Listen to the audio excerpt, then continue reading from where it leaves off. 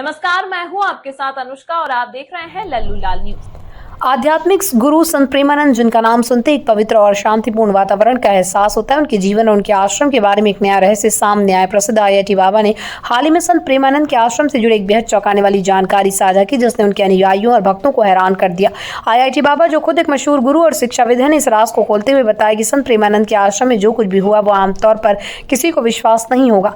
IIT बाबा, जिनका असली नाम समीर कुमार है, एक प्रसिद्ध गुरु और शिक्षाविद है, जिन्होंने भारतीय संस्कृति और शिक्षा के बारे में कई चौंकाने वाले खुलासे किए।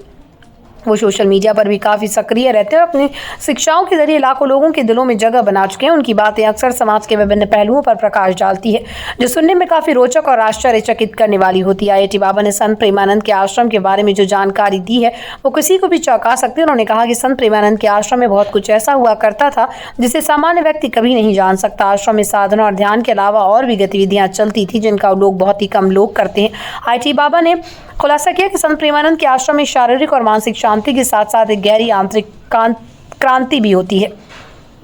उन्होंने कहा कि संत प्रेमानंद का आश्रम केवल एक साधना स्थल नहीं बल्कि एक विशेष प्रकार की शिक्षा का केंद्र था, जिसमें लोग केवल आध्यात्मिक उन्नति ही नहीं बल्कि अपनी शारीरिक और मानसिक सीमाओं को भी पार करते थे।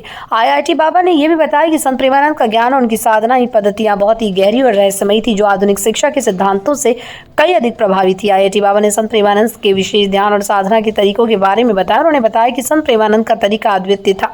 उनके आश्रम में लोग ध्यान और साधना के लिए हर दिन कई घंटों तक एक ही स्थान पर बैठते थे। संत प्रेमानंद के बारे में IIT बाबा ने यह भी कहा कि उनके आश्रम में न केवल साधक बल्कि अन्य व्यक्ति भी आते थे जो अपने जीवन की परेशानियों से जूझ रहे होते थे। संत प्रेमानंद उन्हें आत्म सुधार की राह दिखाते और उनकी मदद करते।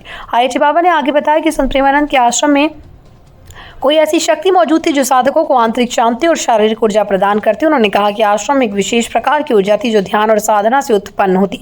वो ऊर्जा व्यक्ति की मानसिक स्थिति को पूरी तरह से बदल देती थी।